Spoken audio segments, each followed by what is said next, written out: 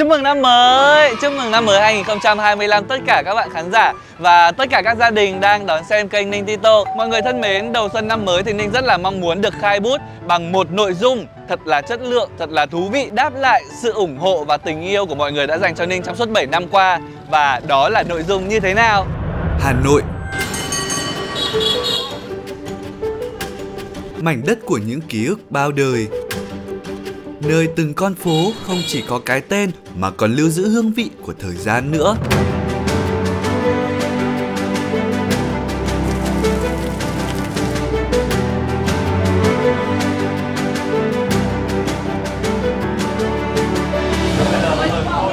Giữa lòng 36 phố phường này, bạn có biết mỗi góc phố đều cất giữ một món ăn đặc trưng, một câu chuyện đậm chất Hà Nội không? Chào mừng các bạn đến với series Hà Nội 36 phố ngon. Series này không chỉ đưa các bạn thưởng thức những món ăn ngon trứ danh mà còn cùng bạn bước chân qua từng con phố nhỏ, nghe những câu chuyện kể đầy thú vị về văn hóa và lịch sử. Ố mới được ăn phở. Hãy sẵn sàng cùng Ninh khám phá ẩm thực Hà Nội theo cách thật mới mẻ để thấy rằng mỗi món ăn không chỉ là một hương vị mà còn là một phần ký ức, một nét đẹp không thể phai nhòa của mảnh đất ngàn năm văn hiến. Series Hà Nội 36 phố ngon được lấy cảm hứng từ bài thơ Hà Nội 36 phố phường của tác giả Đặng Huy Thu. Các bạn đã sẵn sàng khám phá chưa? Với tập 1, chúng ta sẽ có chủ đề Bún phở Hà Nội, nét tinh hoa ngàn năm văn vật đất kinh kỳ.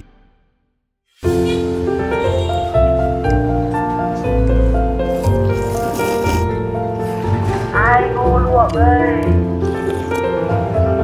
Bún và phở không chỉ là món ăn đặc trưng của Hà Nội mà còn là tinh hoa ẩm thực Việt, mang đậm bản sắc văn hóa và lịch sử. Từng tô bún, từng bát phở chính là di sản sống, kết nối quá khứ và hiện tại, đồng thời phản ánh sự khéo léo của người dân trong việc kết hợp gia vị và các nguyên liệu tươi ngon. Bún thì Ninh cũng chưa biết, nhưng mà mới đây, phở Hà Nội và phở Nam Định cùng được công nhận là di sản văn hóa phi vật thể quốc gia, là niềm tự hào của người dân Việt Nam nói chung và thủ đô nói riêng. Và các bạn biết không, khi tìm hiểu về số lượng quán bún và phở ở Hà Nội thì Ninh thực sự không đếm xuể luôn. Riêng phở đã là 500 quán rồi, còn bún thì sao? Chính vì vậy Ninh đã có nghĩ ra một cái hình thức rất hay, vừa quen thuộc nhưng cũng vừa lạ, đó chính là đầu năm lì xì lấy may, Ninh đây thì rút để hay quán đầu. Các bạn đoán xem đây là một quán phở hay một quán bún?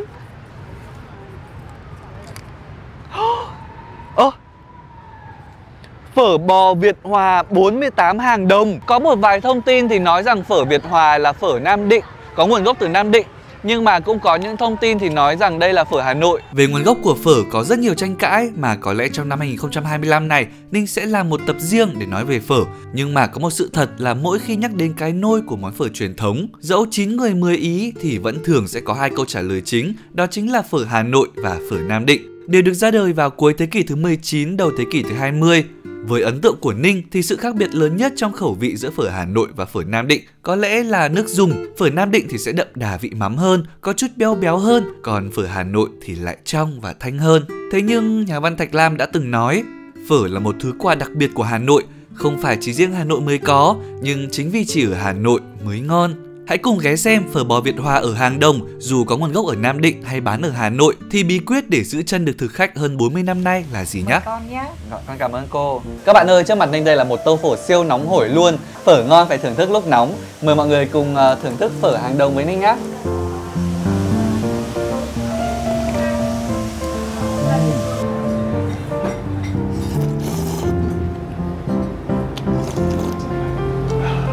Món đầu tiên trong clip, món đầu tiên khai xuân trên kênh của Ninh chứ. Ngon quá trời. Ngày hôm nay thì Ninh gọi một bát nạm gầu. Ngày xưa một bát truyền thống chỉ có thịt chín thôi. Bây giờ có rất là nhiều các loại tái nạm gầu, rồi thì gân, xong rồi sốt vang, rất là nhiều đúng không? Hy vọng là ngày hôm nay thì trong clip này chúng ta có thể thưởng thức hết cùng với nhau tất cả những cái loại phở đó.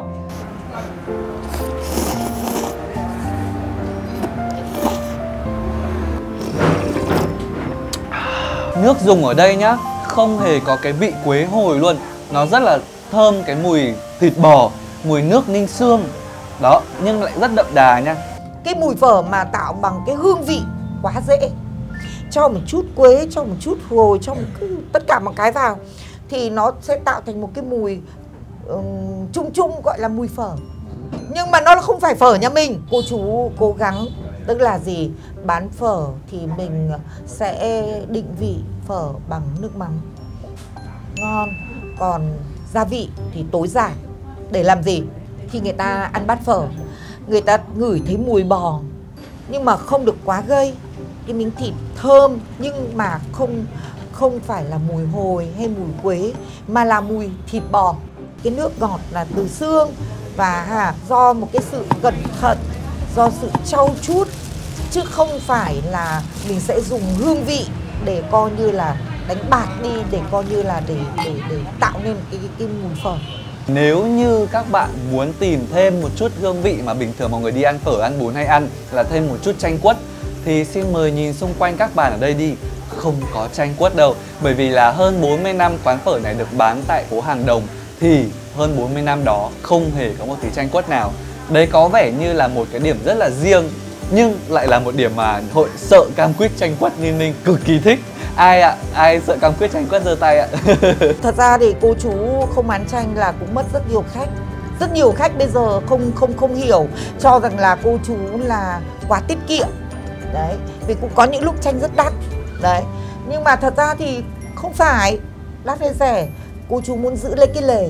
Ông trước khi mất ý, chỉ có dặn dò cô, ông ngồi ông nói, ông bảo các con thay đổi cái gì thì theo thời cuộc thì bố gì, nhưng bố chỉ muốn là giữ một cái là đừng bán chanh. Bởi vì rằng là phở bò thì nó chỉ phù hợp với lại giấm hoặc giấm tỏi.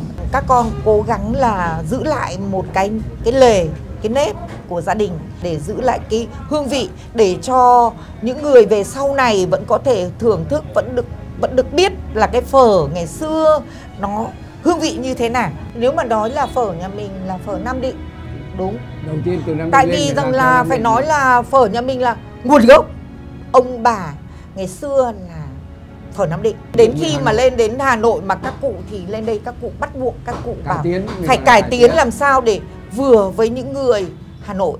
Tại vì người Hà Nội, người phục vụ người Hà Nội ăn, không phải là bảo không tôi là người Nam Định tôi phải bán phở Nam Định. Không, các cụ lên đây các cụ rất tinh tế, sẽ cảm nhận theo vị của người Hà Nội. Thí dụ người ta cụ rất để ý, thí dụ hôm nay cái lọ giấm này nó cạn nhiều, cụ bảo chắc hôm nay hơi mặn, hơi đậm, cảm nhận theo kiểu đấy chứ cụ không bao giờ nếm. Và nếu mà cụ thấy gì cụ bảo cái vại cái vịt nước mắm hôm nay vơi quá nhở, thế là hôm nay mình làm hơi nhạt đấy.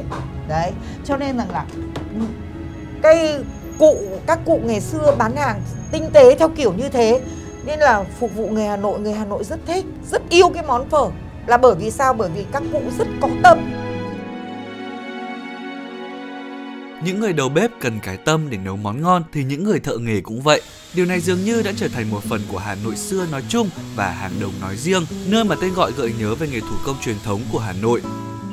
Kể các bạn nghe, ngày xưa dân làng Cầu Nôm ở Khoái Châu, Hưng Yên thuộc hai dòng họ Lê Phùng đã kéo lên Hà Thành, tụ tập ở thôn Yên Phú, mở các cửa hàng thu gom, sản xuất, sửa chữa và bán đồ đồng. Các bạn có thể tìm thấy lư hương, đỉnh và những sản phẩm phục vụ cho đình, chùa hay các gia đình ở đây. Sau này các cửa hàng ở phố Hàng Đồng bày bán và thu mua thôi, còn việc chế tác chủ yếu lại làm ở các lò đồng ở ngũ xã và các vùng khác. Mà đấy, cũng giống như nấu phở để tạo nên một sản phẩm đồng tinh xảo, đòi hỏi người thợ cần phải tận tụy và tâm huyết với từng chi tiết, từng công đoạn. Cũng chính từ cái tâm ấy đã lưu giữ giá trị bền vững qua nhiều thế hệ tại con phố nhỏ này. Mừng Tết đến và lộc đến nhà nhà. Thế bây giờ mình đi ăn quán nào? Nắng đang đẹp quá mọi người ạ. Tết xuân năm mới quá tuyệt vời luôn đấy.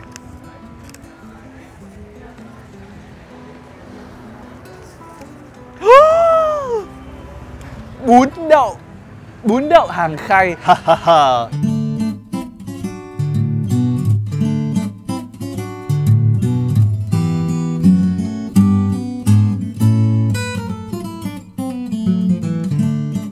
Các bạn thân mến, hiện tại thì Ninh đang có mặt trên phố Hàng Khay.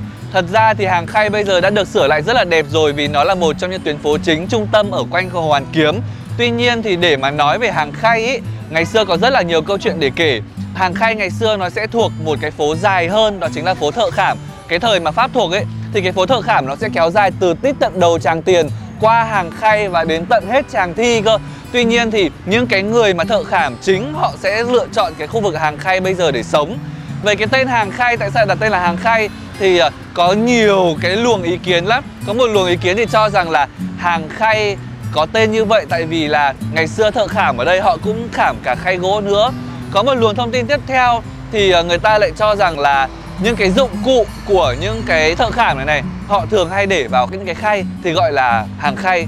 Và có một luồng thông tin nữa cơ là từ lúc mà quy hoạch 36 phố phường thì để đồng nhất các cái tên hàng ấy, hàng gì làm cái gì thì tên là hàng đấy, thì người ta đặt tên là hàng khay. Càng tìm hiểu càng thấy thích vì lịch sử có quá nhiều thứ chúng ta có thể biết được và khám phá được.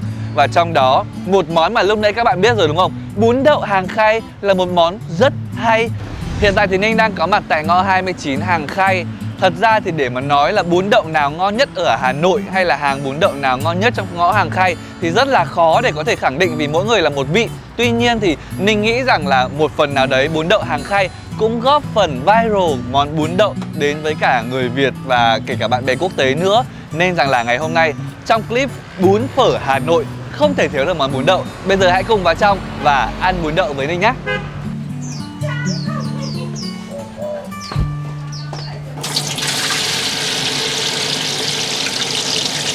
Không ai biết bún đậu có nguồn gốc chính xác là ở đâu hay ai là người đầu tiên khai phá ra món này. Nhưng có điều chắc chắn Hà Nội chính là nơi đưa bún đậu trở thành tinh hoa ẩm thực Việt Nam. Từ thuở sơ khai, món ăn này chỉ gồm hai thứ đúng theo với tên gọi của nó là bún và đậu rán, cùng với một chút rau sống rồi chấm với mắm tôm để ăn cho đổi bữa. Bởi món ăn giản dị như vậy nên bưng một sạp bún đi bán lại chẳng khó khăn chút nào. Người bán thì cứ hai cái thúng mà đi, người ăn thì chỉ cần một cái ghế, tay bưng, tay gắp, thế mà lại ngon. Ngày nay thì rất là ít hàng còn bán theo kiểu hai cái thúng như thế này, đặc biệt là giới trẻ sẽ không còn thấy nhiều nữa. Một mẹt bún đậu giản dị ngày nào đã vô cùng nhiều màu sắc, đẹp mắt và no bụng nữa. Các bạn có thể thấy lòng rán rồi rán, chân giò luộc, chả cốm, nem rán, tùy theo khẩu vị và tùy theo mức tiền. Ninh nghĩ rằng là bún đậu thì ở xung quanh nhà bạn hay là xung quanh vùng bạn ở chỗ nào cũng có, và mỗi quán sẽ có một hương vị khác nhau. Tuy nhiên, tổng thể làm thế nào để biết được một mẹt bún đậu mà chúng ta ăn có ngon hay không? Với bún đậu, linh hồn quan trọng nhất tại vì sao người ta phải gọi là bún đậu mắm tôm ạ? Tại vì mắm tôm nó là một cái món nước chấm đặc biệt. Theo như cái kinh nghiệm của Ninh khi mà ăn mắm tôm ngon ấy thì là một cái loại mắm tôm mà nó sẽ có cái màu hơi ửng hồng tím tím một xíu.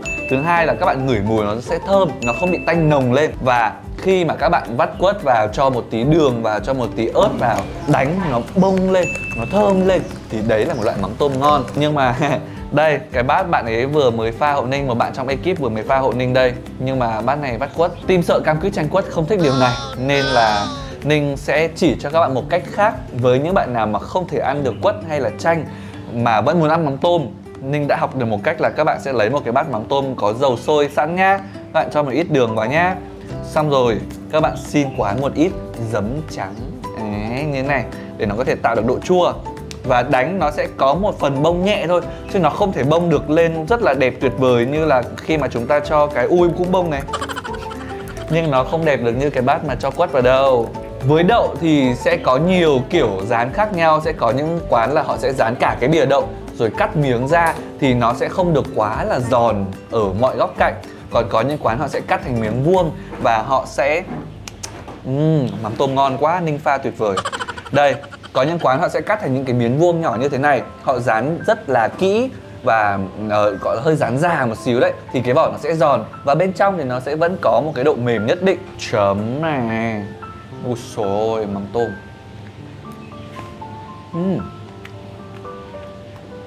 Giòn, không quá già, rất ngon.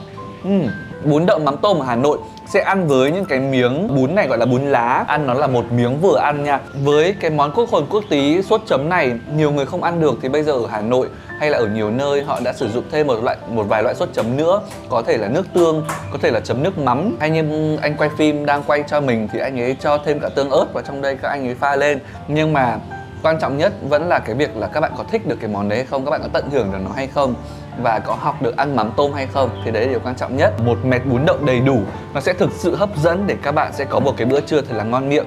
Đấy, bún đậu ở Hà Nội hay ăn vào buổi trưa.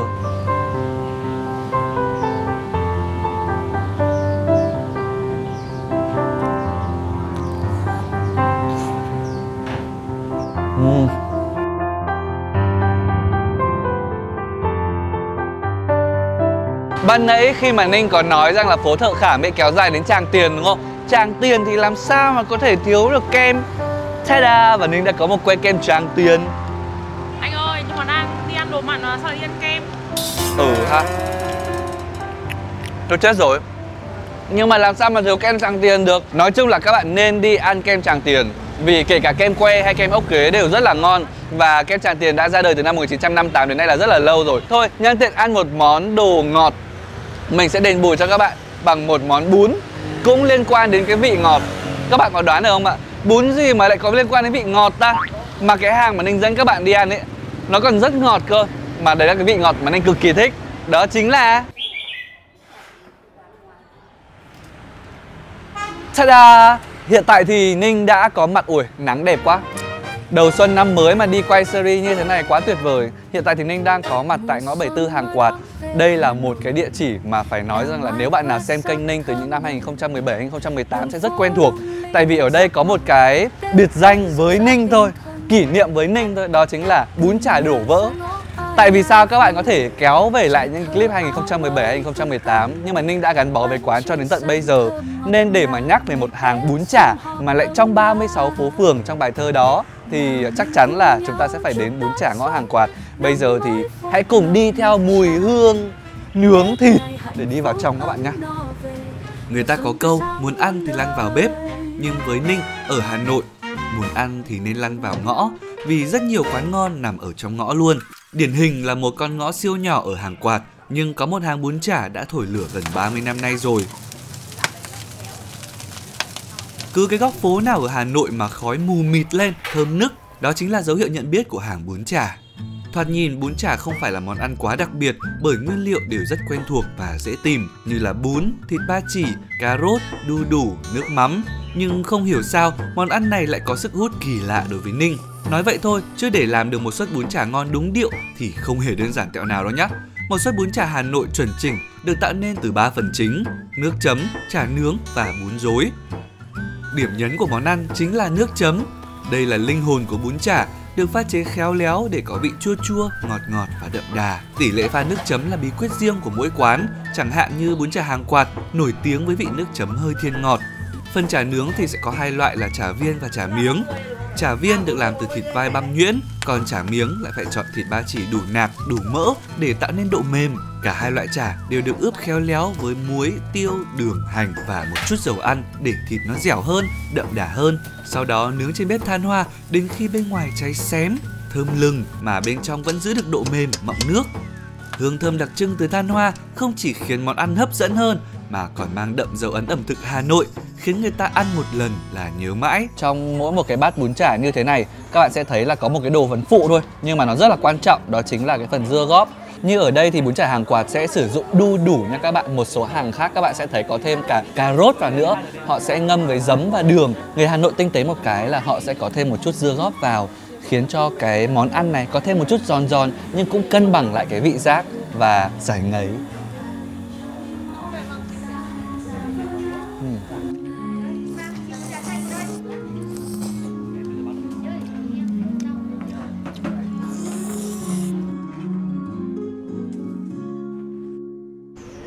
Thời Pháp thuộc, phố Hàng Quạt hiện giờ bao gồm 3 phố gộp lại, đó chính là phố Hàng Quạt cũ, phố Hàng Đàn và nửa phía tây của phố Mã Vĩ. Gọi là phố Hàng Quạt vì ngày xưa ở đây chuyên bán và sản xuất các nghề làm quạt, nghe đâu do người làng Đào Xá, Hưng Yên đem tới. Lại nói, phố cổ Hà Nội từ bao đời là nơi hội tụ tinh hoa của những nghề thủ công truyền thống. Nghệ nhân từ khắp mọi miền đất nước đổ về, lập phố riêng để buôn bán và duy trì bản sắc nghề quê mình. Nào hàng mành từ Bắc Ninh, hàng đồng từ Đại Bái hay nghề làm trống từ Hà Nam. Chính tinh thần giao thoa văn hóa ấy cũng khiến cho ẩm thực Hà Nội trở nên phong phú và đặc sắc. Mà trong đó, bún và phở là hai đại diện tiêu biểu. Thử nghĩ mà xem, để khám phá hết các món bún phở của Hà Nội, có lẽ bạn sẽ cần cả tháng trời. Vậy nên bây giờ chúng ta phải tranh thủ thời gian đi ăn tiếp thôi. Phở gà Hàng Hòm, Hàng Hòm ngay đây mà. Là ở cái dãy phở gà đấy luôn á. Tiện quá, ngay ngã ba giao giữa Hàng Nón, Hàng Quạt là phố Hàng Hòm. Cái tên Hàng Hòm thì bắt nguồn từ nghề làm hòm và dương gỗ sơn đen đựng quần áo và giấy tờ ngày xưa. Sau thêm một tí, các thợ thủ công chuyển sang đóng hòm gỗ. Về sau này, Hàng Hòm tuyệt nhiên không còn bán hòm gỗ nữa mà trở thành phố chuyên về sơn, keo, hóa chất phục vụ cho sản xuất và đời sống. Nếu như bây giờ các bạn đi qua hàng Hòm, Vân sẽ thấy ở đây có một đình Hà Vĩ do người Hà Vĩ lập nên để có thể thờ ông tổ nghề sơn. Tuy nhiên ngày hôm nay chúng ta đến đây không ăn hòm cũng không thể ăn được sơn, mà đến phố hàng Hòm chúng ta phải ăn gì ạ? Có nhiều giả thuyết cho rằng phở gà ra đời vào khoảng năm 1939 và một trong những nguyên nhân là do sự khan hiếm của thịt bò thời ấy. Trâu bò bị hạn chế giết mổ vì cung cấp sức kéo cho nền công nghiệp lúa nước Việt Nam, vậy nên cứ thứ 2, thứ 6 hàng tuần, các hàng phở lại nghỉ bán vì không mua được thịt bò. Vì vậy, để phục vụ những thực khách yêu thích món phở Hà Nội, các hàng quán bắt đầu thử nghiệm món mới, phở gà. Mặc dù có nhiều ý kiến phản đối, cho rằng phở đúng điệu phải là phở bò, nhưng điều đó cũng không thể ngăn nổi phở gà phát triển và dần được yêu thích. Có quẩy hả chị? Vâng. Nếu như bát phở bò làm say lòng bao nhiêu thực khách bởi nước dùng đậm đà từ xương bò, có những nơi thơm mùi quế hồi thảo quả, thì phở gà lại hoàn toàn ngược lại, quyến rũ người ăn bởi sự thuần khiết, tinh tế và thanh đến lạ thường. Gà được chọn để làm phở thì tùy khẩu vị người ăn thôi. Có những người thích gà mái tơ vì ăn thịt nó thơm ngọt, da gà mềm, dai vừa phải. Còn có những người lại thích ăn gà chắc thịt, da giòn, giống như cô chủ quán này vậy. Theo cô, một con gà ngon ấy thì là một con gà mà thịt nó phải đậm, chứ không cứ là phải gà bé, gà to cũng được, nhưng mà nó phải gà là đẻ rồi cũng được. Nó dai gà chứ nó không phải là gà thịt gà nó bở. Mình luộc lên cái miếng thịt gà nó phải thơm, đấy mới là gà ngon. Mọi người ạ, Ninh tự dưng lúc bê ra giật mình luôn. Sao cái bát bún thang với cái bát phở này nó giống nhau quá ta? Nhưng mà nếu mà các bạn để ý kỹ nhá, thì trong bún thang ấy không chỉ có phần gà không đâu, trong đây sẽ có cả cái phần trứng được tráng rất là mỏng xong rồi sắt nhỏ ra. Đó, ở phía bên này sẽ có cả củ cải khô nữa. Nói đến phở thì tất thảy nước dùng là quan trọng nhất, luôn luôn phải được ninh kỹ từ xương gà. Nhiều quán đầu tư thì cho thêm một chút sá sùng khô vào nữa để bát phở gà nó cho gia vị ngọt dịu, thanh nhẹ mà chẳng cần đến mì chính. Để có một bát phở gà ngon thì là tất nhiên là nó nhiều yếu tố cộng lại. Tất nhiên là gà sẽ phải ngon thì nước dùng nó sẽ ngon. Nếu mà gà nó không ngon thì nước dùng nó sẽ tanh, nó không ngon. Quan trọng là mình phải ninh xương và cái nồi nước dùng đầy đủ gia giảm. Đầy đủ gia giảm nó mới ngon được. Quán cô Hà thì có bán thêm cả bún thang.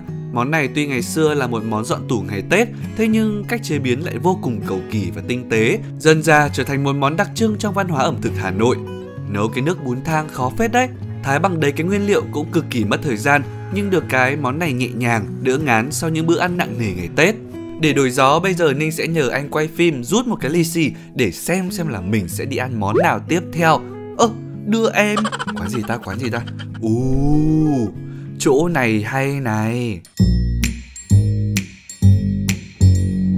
Các bạn thân mến, hiện tại thì Ninh đang có mặt tại chợ Hàng Gia, nơi bắt đầu phố Hàng Gia. Phố Hàng Gia ngày xưa có tên là Hàng Gia tại vì là có buôn bán da trâu và da bò thuộc, và chỉ bày bán thôi chứ không sản xuất tại đây nha. Sau này thì sẽ có thêm rất là nhiều những cái mặt hàng khác phong phú hơn. Ở phố Hàng Gia thì có 2 quán phở bò khác nhau, một quán là phở bò Phú Xuân và một quán là phở bò Bà Tịu. Thật ra thì Ninh tìm hiểu quán phở bò Phú Xuân lâu hơn, nhưng mà mình chưa có trải nghiệm trước đây xem là phở ở đấy nó ngon như thế nào và có ngon hay không.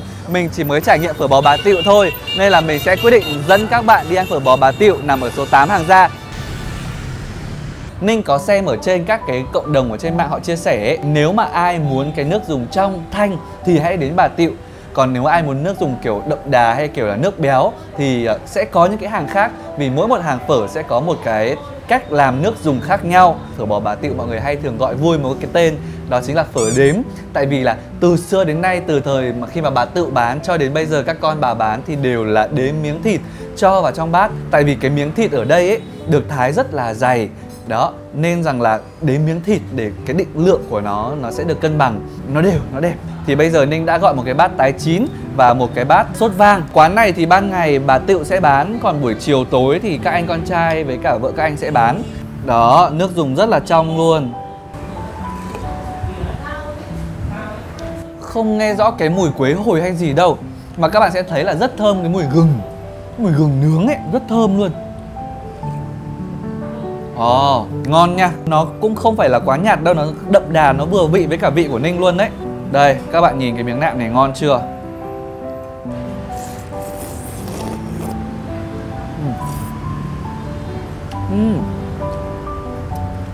Thơm cái mùi gừng lắm ấy. Nó thơm, nó sẽ hơi giống kiểu ở trên phở Thìn. Nếu mà các bạn mà đợt vừa rồi, năm vừa rồi ấy, thấy là mọi người cứ promote cái sản phẩm là phở Story ấy, rất thơm mùi gừng luôn. Nhưng đấy có thể theo như Ninh biết thì đó là cái vị của nước phở xưa, nước phở Hà Nội xưa. Nó ngon lắm, chứ nó không kiểu đậm cái mùi quế hồi hay là các cái mùi kiểu hương vị phở đâu.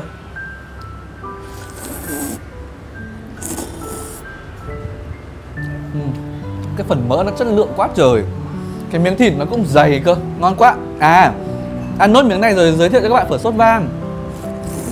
Phở sốt vang thì đã quá quen thuộc rồi, nhưng mà Ninh tìm thì không ai nhớ được người Hà Nội bắt đầu cho sốt vang vào phở từ bao giờ.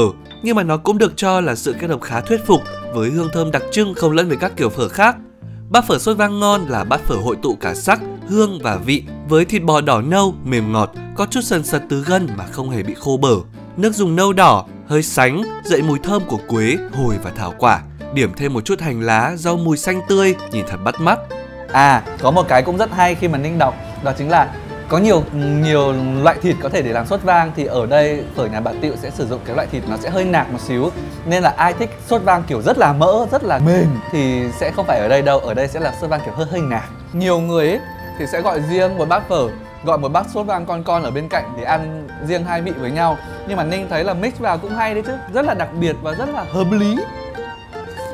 Sự linh hoạt trong cách ăn, sự phong phú về nguyên liệu, không bị gò bó bởi những nguyên tắc cứng nhắc đã giúp bún và phở trở thành món ăn có thể thưởng thức mọi lúc, mọi nơi, từ những nhà hàng sang trọng đến những quán ăn vỉa hè. Vậy nên với bún phở, người Hà Nội có thể ăn sáng, trưa, chiều, tối mà không hề thấy ngán. Ngán làm sao được? Ngày hôm nay đã trùng món nào đâu? Giờ Ninh sẽ dẫn các bạn đi ăn bún ngan. Hiện tại thì Ninh đang có mặt tại Hàng Thiếc các bạn ạ. Hàng Thiếc tên là Hàng Thiếc vì ngày xưa bán rất nhiều thiếc. Tuy nhiên về sau này thì mọi người mua đồ thiếc ít hơn, nên là rất là nhiều nhà đã chuyển qua bán các đồ inox, đồ sắt tây, rồi thì đồ gia dụng các thứ. Tuy nhiên thì đến với Hàng Thiếc, chúng ta không có quá nhiều sự lựa chọn về đồ ăn lắm đâu. Đầu Hàng Thiếc ra với hàng nón các bạn sẽ thấy là rất nhiều hàng bán ngan cháy tỏi và các loại bún ngan. Nên là bây giờ chúng ta sẽ chọn một hàng mà mọi người biết nhiều nhất, đó chính là ngan Dũng Huyền, để chúng ta ăn bún canh măng tiết và ngan cháy tỏi nhé. Các bạn thân mến, hiện tại thì Ninh đang ngồi trong quán rồi. Và cái giờ buổi trưa này thì quán hai bên cơ sở, hai bên đường rất là đông luôn. Và với món ngan ấy, chúng ta có thể ăn rất nhiều món khác nhau. Ngày xưa thì các bạn trong Nam ra, các bạn bảo là trong kia không có con ngan. Nhưng mà thật ra con ngan khi mà Ninh tìm hiểu thì ở trong kia gọi là Việt xiêm ấy. Thì ngan này chúng ta có thể làm ngan luộc, ngan chặt, rồi bún ngan, ngan cháy tỏi, rồi ngan xào, rất là nhiều món nộm ngan nữa. Ngày hôm nay Ninh có gọi ở đây 1/4 con ngan chặt. Các bạn nhìn cái miếng thịt ngon không? Cái da nó rất là bóng luôn. Phía bên này là ngan cháy tỏi, canh măng tiết để có thể ăn với bún ngan. Đây, nguyên liệu ngày hôm nay dẫn Ninh đến quán này chính là bún nha mọi người. Và ở giữa này là một cái bát nước chấm chua cay ngọt rất là ngon luôn. Bây giờ chúng ta sẽ cùng ăn ngan thôi. Đây, mọi người nhìn cái miếng thịt ngan này, rất là chắc luôn. Ngan thì nó sẽ rất là ít mỡ, đa phần sẽ là mỡ dưới da thôi. Nhưng mà cái phần da ở đây nó cũng sẽ không có nhiều mỡ lắm. Ở Hà Nội có hai hàng bún ngan chặt, ngan cháy tỏi mà mình siêu thích là bún ngan Hàng Lược và bún ngan Dũng Huyền ở Hàng Thiếc. Ngan được lựa chọn kỹ càng, luộc vừa chín tới để thịt mềm ngọt, không bị dai hay là ám mùi hôi. Bún ở đây cũng được linh hoạt ăn theo hai cách. Cách đầu là các bạn lấy bún rồi chan canh măng tiết vào. Cách này thì khá truyền thống, ăn thanh thanh dịu dịu. Cách thứ hai, các bạn sẽ nhúng ngan chặt hoặc ngan cháy tỏi vào trong bát nước chấm tỏi ớt này, chấm lên bún, cho một chút rau húng rồi thưởng thức thôi. Cách ăn này thì nó sẽ thơm hơn, đậm đà hơn và là cách mà Ninh thích nhất. Tin Ninh đi, đây là một trải nghiệm ẩm thực giản dị mà rất đậm chất Hà Nội đấy. Thật ra thì đến với cả cái khu phố này, như lúc nãy Ninh có chia sẻ là đoạn ngã ba với cả hàng nón thì có rất là nhiều hàng ngan cháy tỏi. Các bạn thích ăn hàng nào hay là vì sao thì các bạn có thể comment phần bình luận để mọi người cùng biết nhé. Còn bây giờ chúng ta sẽ đến với quán tiếp theo. Số nào sẽ là số may mắn tiếp theo ạ? Ngày hôm nay Ninh đã lập hat-trick rất là nhiều các quán ngon rồi. Ninh sẽ lấy cái này đi. Chúng ta còn món gì mà chưa ăn trong food tour bún phở đây ta? Quán này Ninh chưa ăn bao giờ. Bún Mọc Cầu Đông, nằm ở ngã ba Cầu Đông, chợ Đồng Xuân mọi người ạ. Đây, bún Mọc Cầu Đông á. Hình như là cái quán mà có một bạn review lên là có 3 hàng ở quanh đấy đúng không ta? Đặt tên là phố Cầu Đông để gợi nhớ địa danh Cầu Đông nằm ngay bên hông chợ Đồng Xuân mà theo thông tin mà Ninh đọc được đã bị lấp từ năm 1884 rồi. Dọc khu phố này các bạn sẽ thấy rất là tấp nập, đặc biệt vào những dịp lễ Tết như thế này. Các tiểu thương đi buôn, các chú xe ôm thầu hàng và đặc biệt là có một món bún mọc giá bình dân mà rất nhiều người đi chợ ghé qua ăn. Đây, ở ngay cái ngã ba này có tận 3 hàng bún mọc, Trong đó hàng lâu đời nhất là hàng Cô Tính, bán được gần 30 năm từ hồi còn đôi Quang Gánh cơ. Nhưng mà Ninh sẽ thử ăn hàng Bà Câm vì dân tình đồn đây là hàng ngon và sạch nhất. Một bát đầy đủ sẽ có mọc thịt, mọc giò, sườn, măng khô đi kèm với nước dùng và bún. Nhìn bằng mắt thì thấy nước có vẻ hơi nhạt nhạt thế này thôi, mà khi Ninh nếm thử nó lại cực kỳ vừa vặn.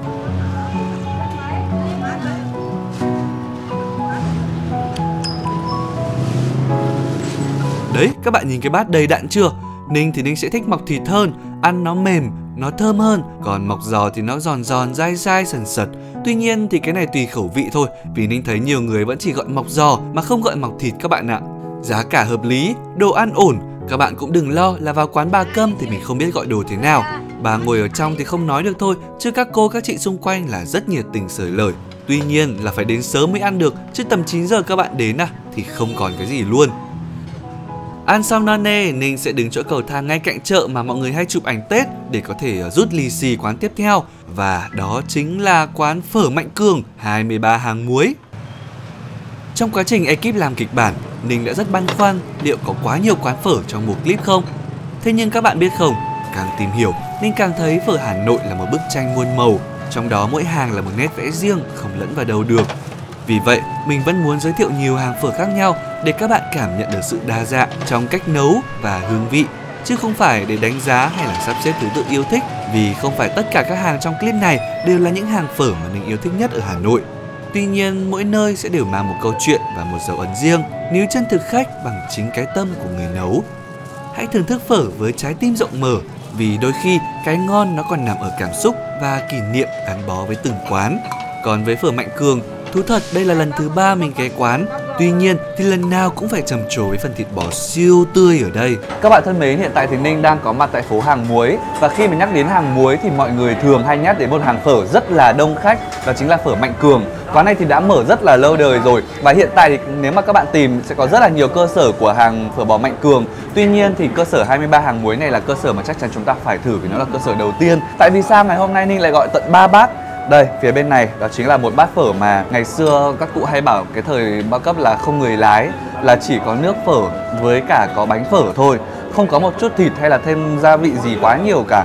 Bởi vì là trong một clip mà nói về Hà Nội xưa và Hà Nội nay thì Ninh cũng muốn có cái sự so sánh để mọi người biết nó sẽ như thế nào. Tiếp theo thì đây là một cái bát phở tái chín. Tại vì sao Ninh lại gọi phở tái chín ở đây?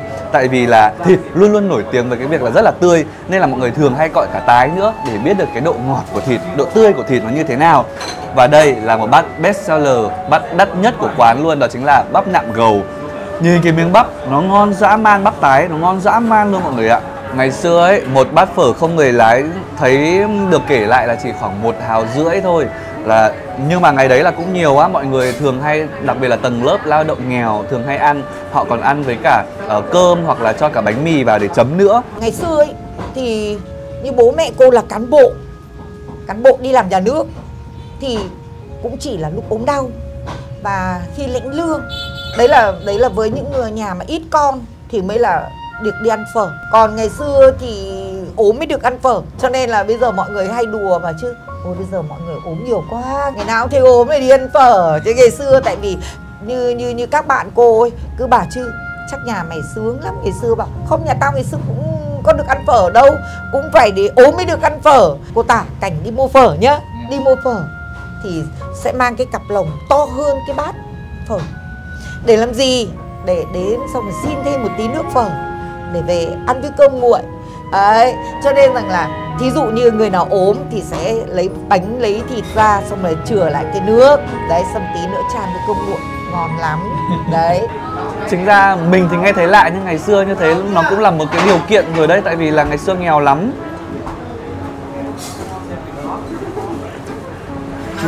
Nước dùng nó hơi béo béo một xíu, nhưng mà vẫn rất là đậm đà và vẫn có cái độ thanh nhẹ của nó nha.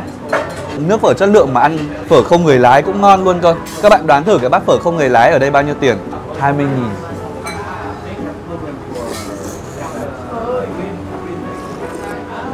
20.000. Bắp nạm gầu. Các bạn nhìn cái miếng thịt gầu này. Tuy cái thịt gầu nó hơi béo vì nó nhiều mỡ, nhưng mà Ninh rất thích ăn gầu luôn.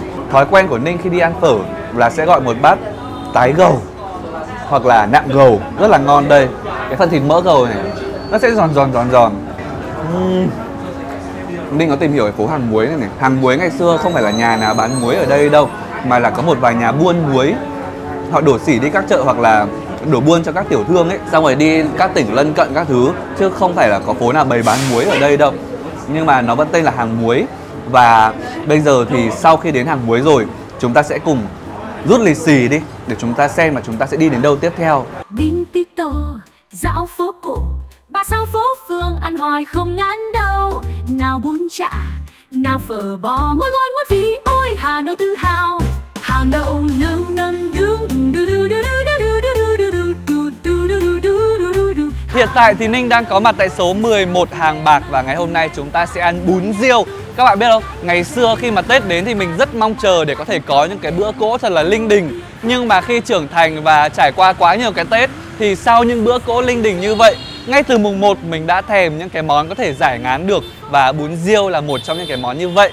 Bún riêu ở Hà Nội thì có rất là nhiều địa chỉ khác nhau, nhưng mà khi mà bốc được bún riêu Hàng Bạc thì cũng là một điều tuyệt vời vì bún riêu của cô rất là ngon. Mặc dù là quán bé nhưng lúc nào cũng đông khách. Bây giờ thì chúng ta hãy cùng vào trong và ăn bún riêu.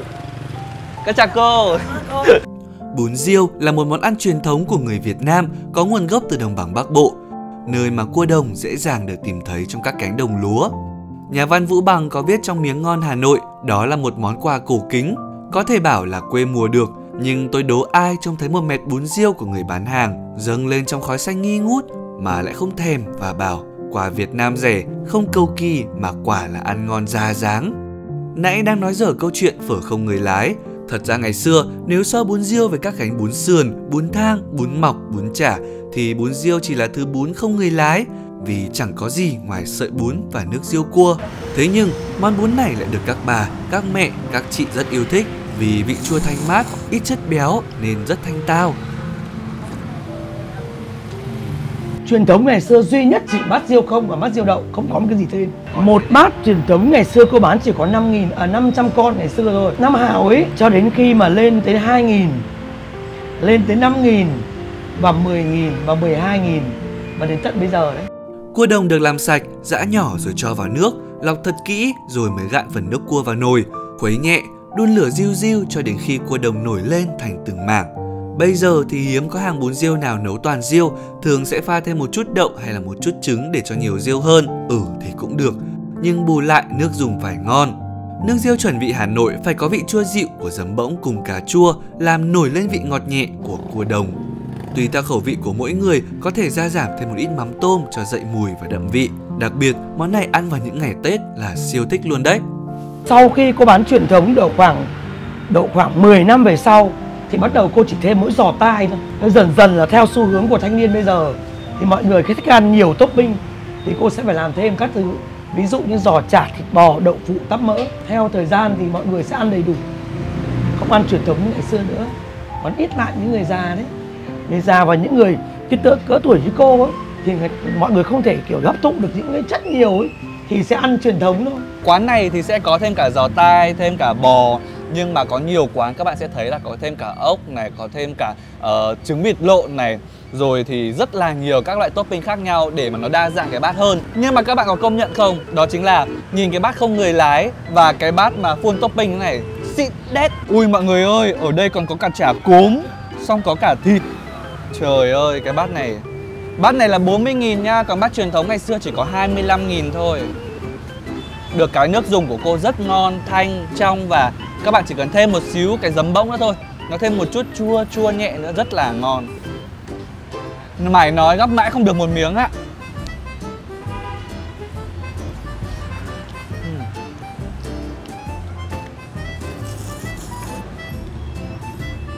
Ôi nhưng mà ăn 2 bát làm sao mà có thể đi quay tiếp được. Dở rồi. Ở Hà Nội thì còn nhiều địa chỉ ăn bún riêu ngon lắm, không chỉ có ở trong phố cổ đâu. Nên là các bạn đừng quên theo dõi series bản đồ ăn của Ninh trong năm 2025 để biết thêm nhiều địa chỉ ăn ngon nữa. Còn bây giờ ở trong food tour bún phở ngày hôm nay, chúng ta sẽ tiếp tục rút lì xì. Nào, mình rút cái này. Lấy cái 11.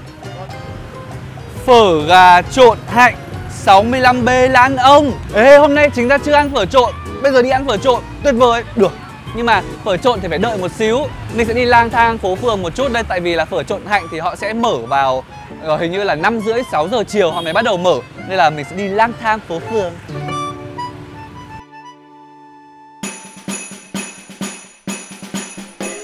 Phố Lan Ông trước được gọi là phố Phúc Kiến bởi phần lớn cư dân trước đây đều là người gốc Phúc Kiến, Trung Quốc tới ngụ cư làm ăn buôn bán nghề thuốc. Sau năm 1946 đổi thành Lan Ông là lấy biệt hiệu Hải Thượng Lan Ông của Lê Hữu Trác, một vị danh y nổi tiếng có nhiều đóng góp to lớn cho nền y học dân tộc Việt Nam.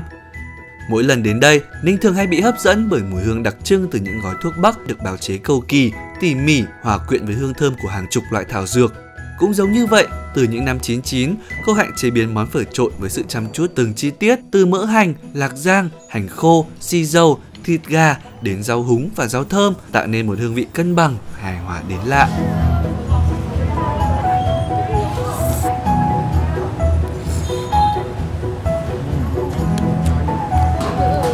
Người ta đoán rằng phở trộn là để chiều lòng người mê phở trong cái tiết trời nóng bức vào mùa hè của Hà Nội. Thế nhưng cái thời tiết nào ăn nó cũng ngon. Mỗi tội quán này đến chiều tối là rất đông khách, các bạn đến muộn một chút là phải xếp hàng đợi hơi lâu đấy. Nhưng để chiều lòng được thực khách đã mất công chờ đợi, cô Hạnh còn làm thêm nhiều món như là nộm gà, chân gà rút xương, tràng trứng, xôi gà, nhiều cực kỳ. Giá thì tuy không quá rẻ nhưng đảm bảo chất lượng. Bạn hãy thử tưởng tượng đang ngồi bên bát phở chill chill chiều tối, cảm nhận sự dung hòa giữa truyền thống và hiện đại, không vội vã, không cầu kỳ, nhưng nó đủ để chúng mình lưu luyến mỗi lần ghé qua.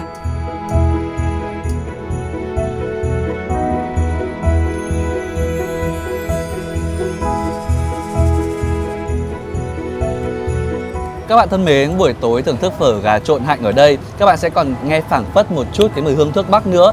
Tại vì là đến tối các hàng thuốc ở đây họ vẫn đang xay thuốc và rang thuốc. Nên Ninh nghĩ rằng là đây là một trải nghiệm hoàn toàn tuyệt vời để các bạn có thể đến đây và khám phá.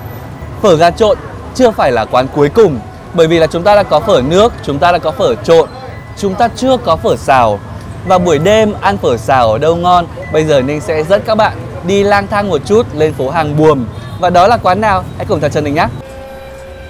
Phố Hàng Buồm ngày xưa từng là nơi giao thương tấp nập của những người làm nghề sông nước, nổi bật với sản phẩm buồm vải, manh, lưới và cột thuyền. Đây cũng là khu vực gắn liền với cộng đồng người Hoa, những người mang đến nét đa dạng văn hóa và ẩm thực, hình thành nên các tiệm ăn truyền thống đặc sắc từ thế kỷ thứ 19. Ngày nay, Hàng Buồm đã khoác lên mình một diện mạo mới, trở thành một trong những điểm nhấn của phố đi bộ Hà Nội. Vào dịp cuối tuần, cả con phố bừng sáng trong không gian văn hóa, nghệ thuật và ẩm thực đường phố, sống động với những màn trình diễn nhạc acoustic, hát văn và ca trù. Đây cũng là điểm dừng chân thưởng thức thật nhiều hương vị Hà Thành, từ nem chua rán, bánh tráng nướng, phở cuốn đến bia thủ công, trong đó không thể không kể tới phở xào.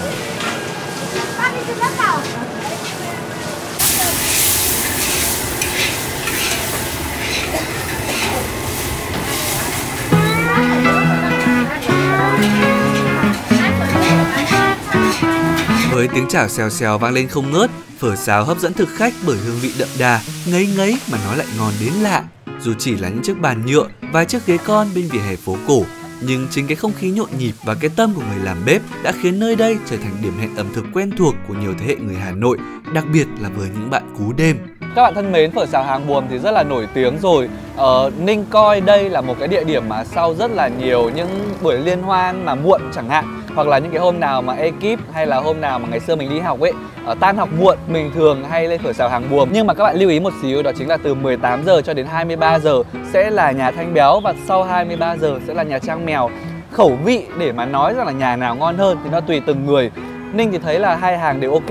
Tuy nhiên cái món này tôi phải chia sẻ với các bạn, vì nó là món xào nên nó dầu mỡ thì đúng rồi, nhưng đây là một món siêu dầu mỡ luôn. Cảm giác là xào rất là nhiều dầu, thế mà nó lại ngon, không hiểu vì sao. Để đảm bảo được các nguyên liệu có độ chín chuẩn, bò được xào riêng cùng với rau, phở cũng được xào riêng rồi cho chung vào đĩa. Bắp bò ở đây cực kỳ tươi, xào mềm mà vẫn giữ được độ ngọt tự nhiên, hòa quyện tuyệt vời với sợi phở dai và thơm.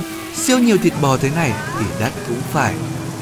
Đầu tiên Ninh sẽ có một đĩa phở xào này, bên này sẽ là một bát bắp bò trần. Đó, nhưng mà với vị của Ninh thì cái nước dùng này nó hơi đậm, nên là ăn với phở nó cũng sẽ hơi đậm một xíu, nó sẽ hợp với bạn nào thích ăn đậm nha. Còn đây là cái thịt bắp bò, ui rồi ngon chưa. Đó, và hình như có cả gân à. Cái này quan trọng này, Các bạn biết vì sao không? Cái đĩa phở xào này nó đã siêu dầu mỡ rồi, nên có cái đồ dưa muối, dưa góp này này, nó sẽ cân bằng lại, nó lại giòn giòn, nó lại khiến cho cái món này đỡ ngán. Giống như ngày hôm nay khi mà Ninh nói về bún chả, nó là như vậy. Thì đấy là một cái điều rất là tinh tế. Thôi, nói nhiều quá, Ninh ăn trứng trần trước cho nó đỡ bị nguội.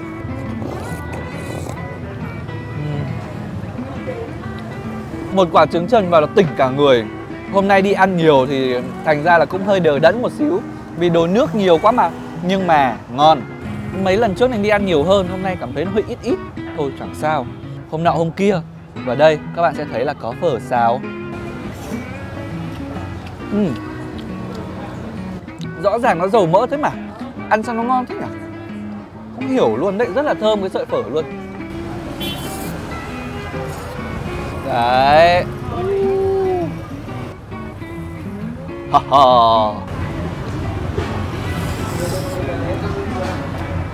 Mọi người ơi, phố Hàm Buồm về đêm vẫn rất là vui, cũng như là những con phố xung quanh đây vậy. Ninh tin rằng là thông qua food tour bún và phở, rất nhiều những cái món đặc trưng làm nên dấu ấn về phong vị ẩm thực Hà Nội. Các bạn đã phần nào cảm thấy rằng là sự đa dạng và sự tinh tế của những món ăn này.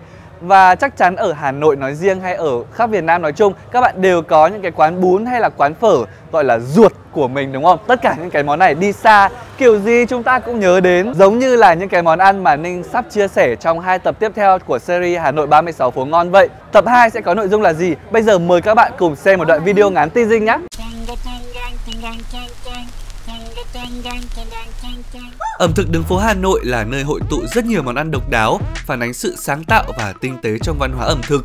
Từ những món ăn đặc sản tới những món ăn vặt chơi, mỗi món ăn đều mang một hương vị đặc trưng gắn liền với đời sống thường nhật của người Hà Nội. Vâng. Tin Ninh đi, khám phá ẩm thực đường phố Hà Nội, bạn sẽ được trải nghiệm sự phong phú và hấp dẫn trong từng món ăn. Ăn không phải chỉ để no bụng mà còn là để trò chuyện, để cảm nhận sự giao thoa giữa hương vị và không gian, để sống chậm lại giữa nhịp sống tất bật mỗi ngày.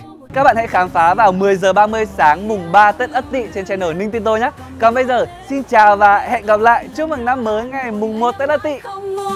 Ninh Tin Tôi, 6 phố cổ 36 phố phường, ăn hỏi không ngán đâu. Nào bánh cuốn, nào chả cá, Hà Nội ngon quá, ôi tình yêu thiết tha. Dạo phố cổ, nó căng bụng, Ninh Tin Tôi dẫn lối bạn ơi cùng vui chung ẩm thực đây. Mẹ món ngon, Hà Nội mùa sống là nơi